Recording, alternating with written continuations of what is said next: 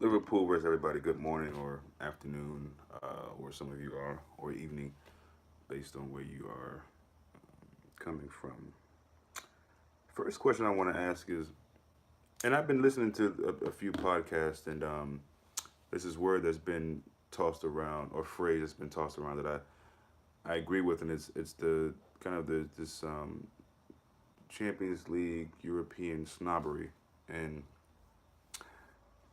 why is it that PSG and City season after season continue to be considered um, Champions League contenders? I don't really get that. Can somebody explain that to me?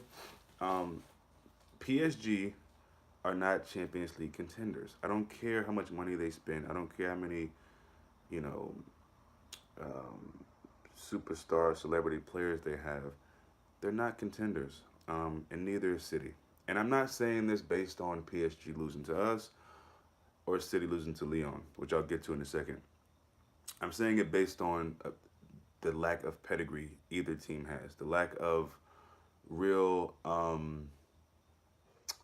a real case to be shown that that's something that we can say. We can't not continue to keep saying that these certain teams are contenders in the Champions League. They're not. City is domestic Premier League. And here's the thing: PSG fans and City fans, if they may watch this video, they might say, "Well, what has your team won?"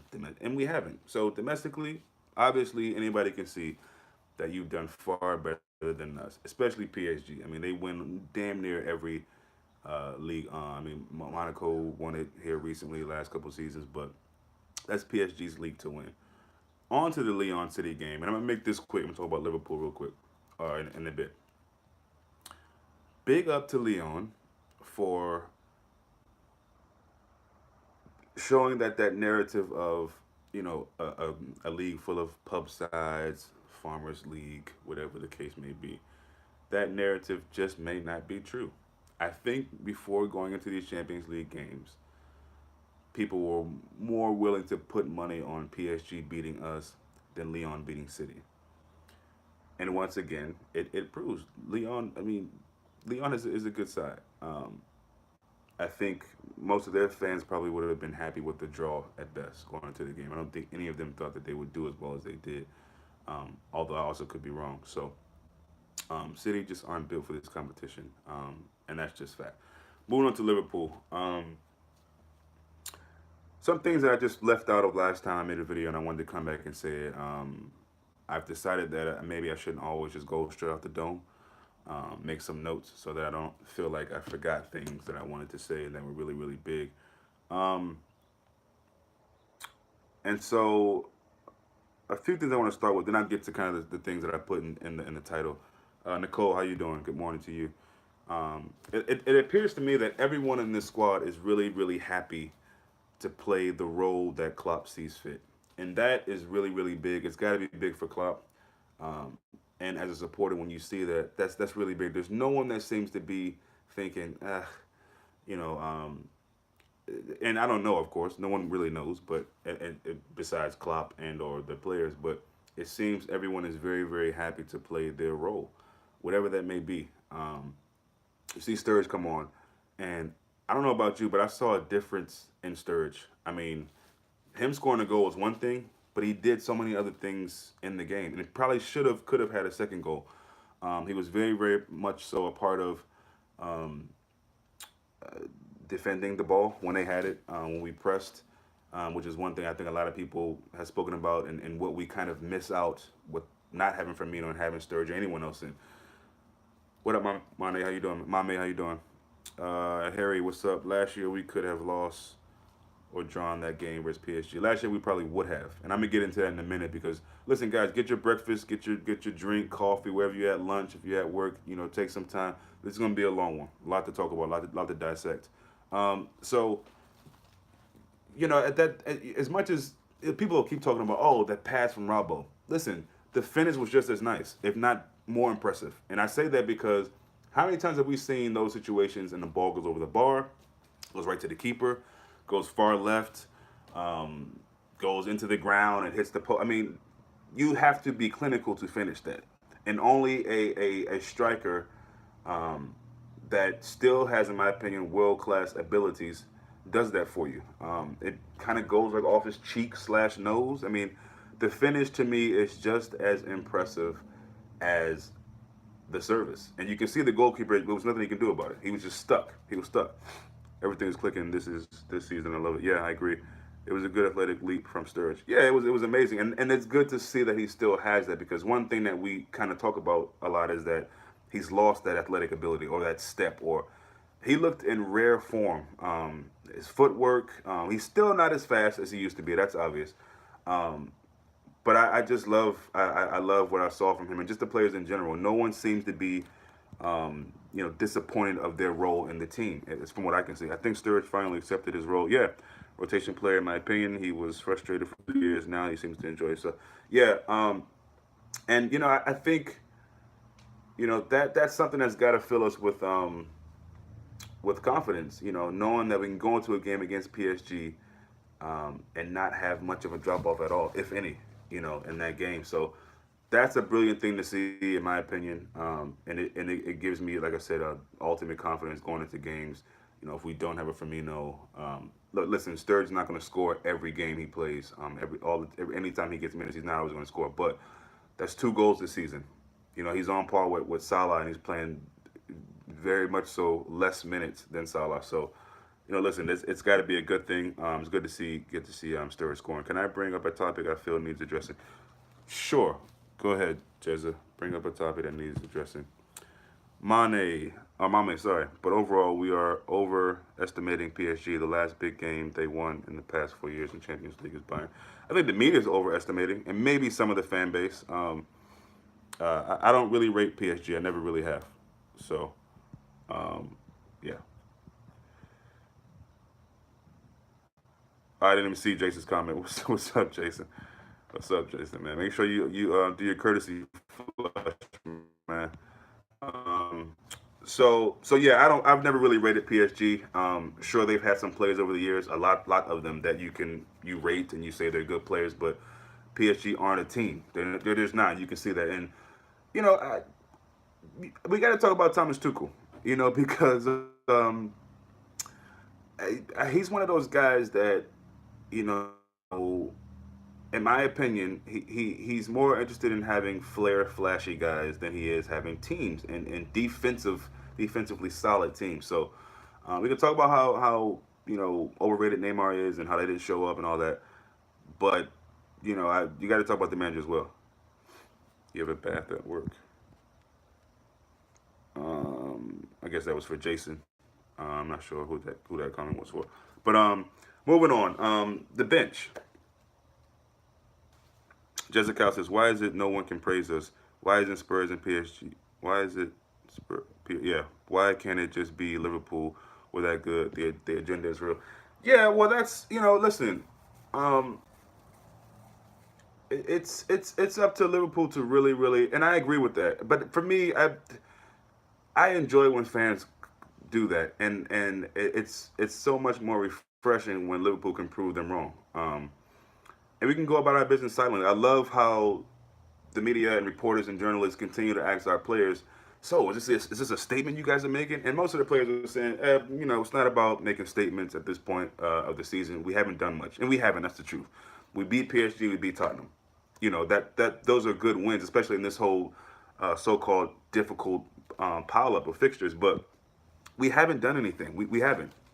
At the end of the season, we can maybe talk about sending messages, and I love how the players have been responding to it. It's like keep our head down, focus on one game at a time. That's it. And that obviously stems from the manager, but also it's instilled into these players. And we tease and joke about Brendan Rodgers saying character, character, character, but I think it's beyond fitting to talk about the character of the team now, and to be able to finish games like that, pull them out. Now, here's the thing, though. And I think I put it in the title. Maybe I didn't, but I did. The ending of the PSG game, is that a wake up call? Does it feel now that look, we've gotten close again to maybe throwing this game away, or giving away 2 points when we really shouldn't have, when we really should have been more clinical, taken more goals, been a bit more cleaner, as far as throwing away the lazy passes and maybe not being tip top defensively in certain moments. Um, is that a wake up call? I don't know. Judges says we make teams play poor. Yes, I agree. Can't they see that? And me, for one, I don't care about Salah or anyone from it if it meant winning a trophy. Yeah, I agree. I've been saying that for the longest time. I still am more inclined to put Salah on the goal sheet, not because I feel like, oh, I want to see him score and get back into a groove, but I believe in Salah. I believe in Salah. And so, you know, I'll get to the Southampton score prediction, but I think we're going to score a bunch of points against Southampton, and I'll get into that. That's going to be a tough game, and it'll be an interesting game. And I think it'll be more of an enjoyable game, entertaining game, maybe even than a lot of people think, based on the two strengths and the strengths in both teams, and obviously the plays we got from them and all that. We have a pass with Southampton, obviously. But I believe in Salah, and I think it will come at some point. But I couldn't care less if he's not at the level he was last season. I've said it before. If he scores 15 or less, or he ends up being a bust or whatever, as long as Liverpool are winning trophies and we're successful and we're winning games that we're winning games, then I really don't care who's scoring the goals. And just imagine, just think about if someone told you that in a first Champions League game at Anfield with the players we have, that we'd be able to sit Naby the whole game. The only new signing we had was the keeper. Going into that game, you wouldn't believe that would be the fact, that he was the only starter from all the players that we got. Spent a lot of money this summer, guys, and the only player that played from that money spent is Allison. And a game where we get goals from Sturridge, who, some of us feel like, should he be at the club? I don't know. We get a goal from Milner, who just seems to be, just getting better with age. He's like a fine wine. And then, a last minute goal from Firmino, who has problem with his eyesight. So, listen, it's just lovely times right now to see us winning like that. Chukwuka don't come across as a confident person. All that smooth shit, don't fool me. I love that you said that, and I totally agree. I totally agree. And he ends up making a lot of excuses after matches too. So he knows what Anfield's about, and he should have had his team a bit more prepared. But yeah, you're right. All this move shit, it definitely doesn't fool me either. Off topic, but who saw Fekir against City? Wow, his pressing for both goals is Klopp like. Yeah, and if it wasn't for the knee issue, I think he'd be doing that with us. But Milner is what United hope Pogba is. Yeah, and I'm gonna say this. Obviously, Pogba, in my opinion, is a better player than Milner. Let's just be honest. But yeah, he might need to, look at a Milner compilation before every game. Maybe that'll improve his game. Nicole says, you're right. We have so many options that we didn't have a season ago, and we're barely using them and doing wonderful. Yeah. So that's again another confidence booster in my opinion. I want to talk about the bench, and that bench Tuesday night against PSG rivals. I'm gonna say this. I don't know if people agree or not. Rivals any bench in Europe. You give me any bench for any top world class Champions League team. That bench that night rivals. Wait. Then you're playing against a PSG team who spends billions and billions of dollars on players, and they're bringing on Choupo-Moting to change a game against the mighty Reds. Really? Choupo-Moting? Really? Okay. That right there was very glaring. It showed that wow, this massive football team, based on money, not on anything else, based on money and winning the league on every season or every other domestic trophy you can win in that league. But you bringing on Choupo-Moting. Wow, that was that's very interesting there to me. So yeah, I thought the bench was great, and that even though I wasn't, and I can admit it, I wasn't totally thrilled with the lineup. Facts at the bench statement. Fab, Nab, Bob, Shaq. Yeah, it was amazing. Did you hear what he said about the rest of the squad needs to work, leaving out their front three? Who said that? Nicole Thompson. What's up, baby? How you feeling, man? Also, let's talk about Mane isn't copying anyone. If you guys saw the YouTube clip, unless he's lying or he's a good actor, whatever, which I can't see happening. This in the capoeira swing. It's not kung fu. It's capoeira. Those were both things that I think Mane was a part of creating. I don't think that they were things that he just saw. And it's all good, Nicole. Um, but when he did this after the thing, I'm sure you guys know now. Apparently, he texted Firmino before the game, either the day before or the day of, and said, "Look, we need you. You don't need your eye." And I think that was him saying that, "Look, I told this guy he didn't need his eye, and he comes on and scores a goal, so I called it."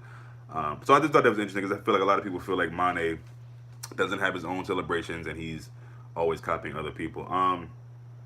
But again, back to the squad, it seems like, oh man, yeah, that was just that shake he did. And I'm sorry, I think I said second half last video, man, but that was in the first half. That shake. Has anyone seen the video on Twitter where he does the move and you see Neymar sliding into the ocean? I mean, that was just that was amazing. Don't like Milner mocking Neymar on social media. We need to start being humble. Yeah, we haven't won anything. I agree with that, Thompson, and I think a lot of people, we may be in the minority for that. I think a lot of people feel like, oh, give it to them. Talk about troll them, mock them, whatever. And I'm surprised that Milner would have done it. Now I haven't seen it. I need to look it up. I heard that he did that, but I haven't seen what he actually said. But I'm surprised that Milner would do something like that, being the veteran, the savvy veteran that he is. So I'm just saying, Mame. I mean, Chuba Motang, that's who you're bringing on. Yeah. But it looks like this team doesn't panic anymore. At least that's what I'm seeing. The situation against Leicester where Ramses does that move, call it a Cruyff turn, call it whatever you want to call it, on the baseline there. You know, uh, if that's curious, you're in serious panic mode after that. You're thinking, what, this game might be over, because he's mentally he's just weak. We don't have that with Ramses. Steve, what's up? May not have owner himself. A lot of these guys have media people when that. Yeah, that's true. But we see, and you might be right, but we only say that when things like this come out. Other things is like, oh, that's definitely something Milner says. So maybe, obviously, some people, there's certain players that are foreign. It's any team. And they'll come out and post something you thinking, and we've heard them speak, and it's like, well, they don't really speak that well. So maybe there's someone else typing for them, obviously, in those situations. And so that's probably true. At the same token, it's not a good look either way. It's for me, it's not enough to say, oh, someone else did it. It's still a representation of you. So, but I hear what you're saying. You're right. Jezza says, we have the one thing we've lacked for years, game management. Yeah. And there's still we still can be better at that though, Jezza, in my opinion. You're totally correct. Obviously we're showing that we're better at that, but we could definitely improve. Not to nitpick or be petty, but yes, I totally agree. The improvement is definitely needed.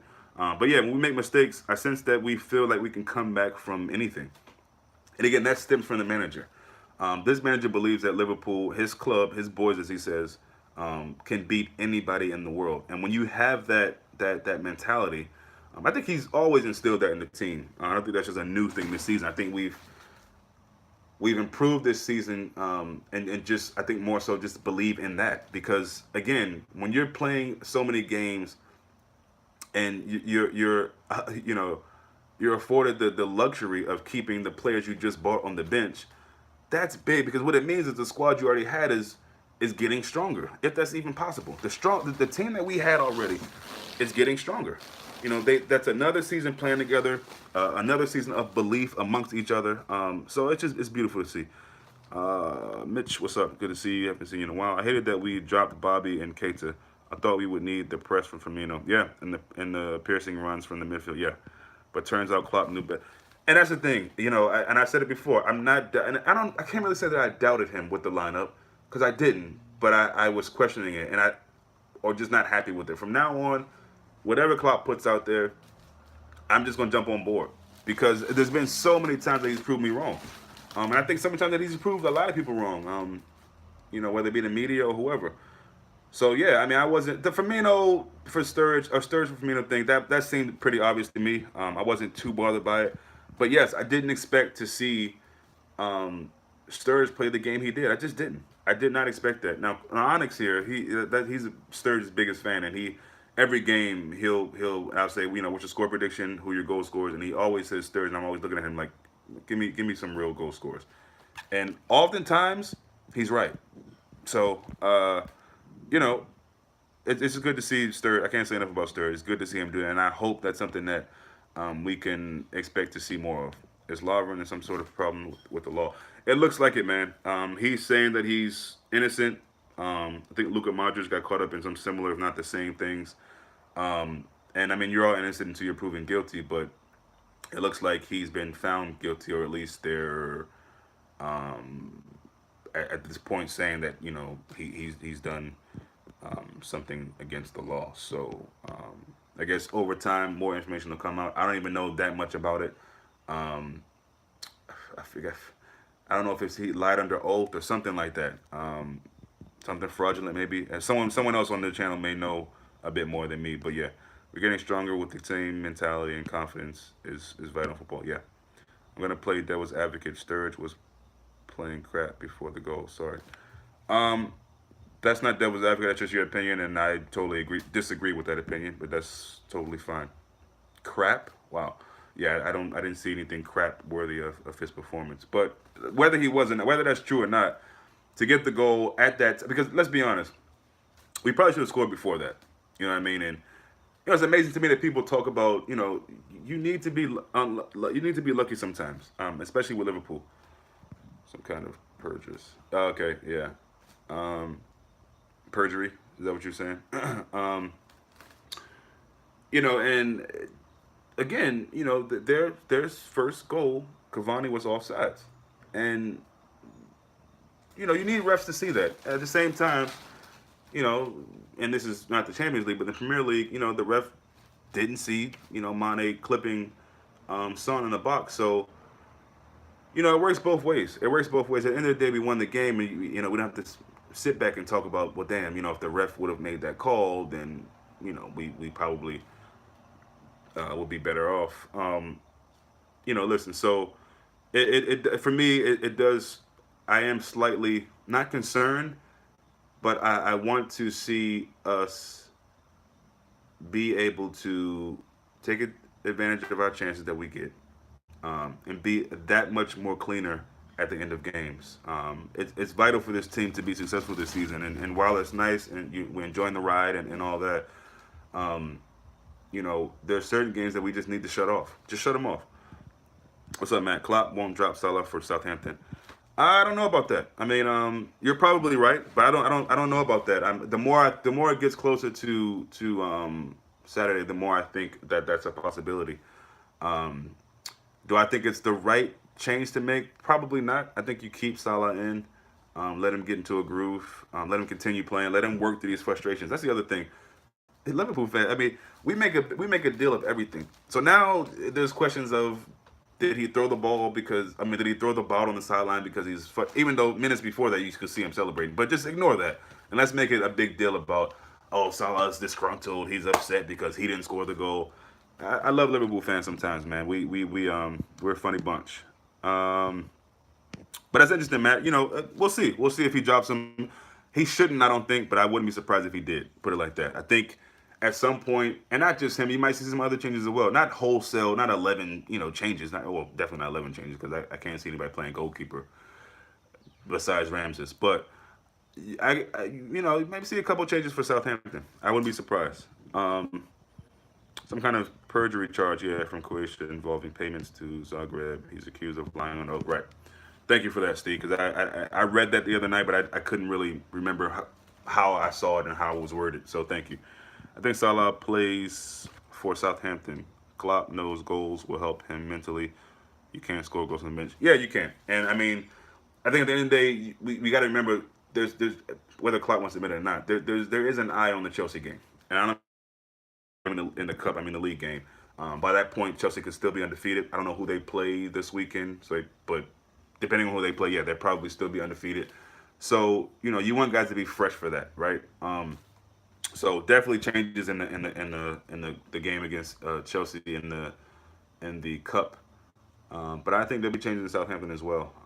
As if Fabinho coming in, we haven't seen Naby, Milner, and Hendo. I'd like to see that. Klopp needs to know what he has from these guys and playing together. So I look forward to seeing that at some point as well, just to see what we got. I'd like Southampton to be up, to be put to bed early, yeah, so we can bring Fabinho, Shaqiri, etc. on early and get some minutes. Yeah, they need some minutes before Chelsea in the cup. Yes, I agree. Honestly, think Chelsea will our first loss in the cup. Okay, as a Liverpool fan, I just can't. My mind won't allow me to think that way. Yeah, I don't think we're gonna have a first loss against anyone until we have it. He never does. He does the same with Mignolet, Karius, Mane, or any other player with bad form. Yeah, that's true. And I think in the past I've kind of knocked him for that. I think one of the guys who he's kind of gone with, and maybe at the time because he just wasn't sure what he had at left back, was Alberto Moreno. I mean, there's been so many times where he went with him, and I'm just thinking, bro, you got to switch him out. But yeah, and so to a fault, I think Klopp. I usually I've said before in the past to a fault. I think he sticks with certain players, but I mean, by and large, I think it's an okay thing for him to be doing. But yeah, on to the Southampton game. I think again we know all the players we've gotten from Southampton. We know how Southampton feels about us, the fan base, the club, whatever. I believe that it'll be a team that we continue to do business with. But obviously they've got some feelings about us taking their players and things of that nature. Um, and you got to believe the players that we have that'll probably feature at this point will probably just be Virgil van Dijk, unless I'm missing someone else. Lallana's hurt. Klein probably won't play that game, but also could play. That'll be an interesting thing. I don't know. And then Lovren, who's not playing right now. So yeah, it's going to be. I think it'll be a decent game. I thought that Ings was bought from Southampton, or bought by Southampton. I didn't think it was a loan, so apparently he can't play. But I didn't realize that. Are we the shortest team in the top six? We might be. Is Arsenal taller than us? I don't know. Um, but yeah, I talked about that United and Watford game because I mean their average height United in that game was 6'2" or something. I mean they had some giants in there: Lukaku, Pogba, Fellaini, Smalling, which really helps on set pieces. Obviously. So, but yeah, we might be the shortest. I don't know. That's an interesting question. Something I should probably look up. But Southampton, we know we know what they have. We know what they're about. They're not a team that going into you think we should struggle with, but because of who they are, um, because of where they are, they will battle. They will battle in that game. So, for me, I think what we will see is, of course, keeper keeps his place. Same back four to me. I think in the midfield is where it can get a little tricky, and I think Henderson looked a bit spent towards the end of that game. So I'm not sure where his fitness levels are, but I feel like Klopp wants to see more of him, being the captain, being that he obviously believes in him. They just signed a new contract, 5-year extension. I think Henderson keeps his role. I could be wrong, but I think he keeps his role, or his spot, I should say. I prefer Origi over Sturridge. He presses, he's fitter and faster. We're quick to forget Origi scored some big goals and important assists. He just needs games to get going. I start him in the cup game. Okay, yeah, another. I think there's a lot of people that probably agree with that. I don't. I do agree that he's faster, fitter. I could say that he's not fit now. He's hurt. Um, so yeah. I mean, I don't know, or maybe he's fit now. I don't know. But last I heard, he and Solanke were both injured. So as far as I know, they can't play right now. By the cup time, maybe they'll be able to play, and we'll see. Origi did have a pretty good season for us recently, but I don't prefer him over Sturridge personally. Sturridge deserves to play after that performance. I agree. I agree. I agree. I think it's interesting that people find that he was crap in that game. Besides the goal, I find that very strange. But no, I thought he put in more work than he usually does. Again, defensively. Um, and he was more than just like a passenger. A lot of times, I think Sturridge is he's just there, and it's like, okay, maybe he'll be at the right place at the right time. Maybe he'll get kind of a tap in or something like that. But he was I thought he was pretty active. So yeah, I think Sturridge does deserve some more time. And again, that performance to me warrants that at least. So hopefully there's more to come from him and he gets more minutes under his belt. And I think a game like Southampton and the Cup are games that you could hope to see that. Um, so I think any chance we get to rotate guys, rest guys, whatever you want to call it, is a chance we should take. There's a lot of games this season, and if we plan on playing deep into the Champions League, there are going to be even more games. So it's a lot of football this season, and to be able to last the season, we got to keep guys fit. Cause say what you want, as good as the bench looked against PSG, um, we're a couple of injuries away maybe from thinking like, what are we gonna do here? What are we gonna do there? So, knock on wood. I don't wish that on the team, but it's a long season. So I think any chance Klopp gets to rest dudes, rotate dudes, he should be trying to do that, in my opinion. So, but yeah, excited about the team.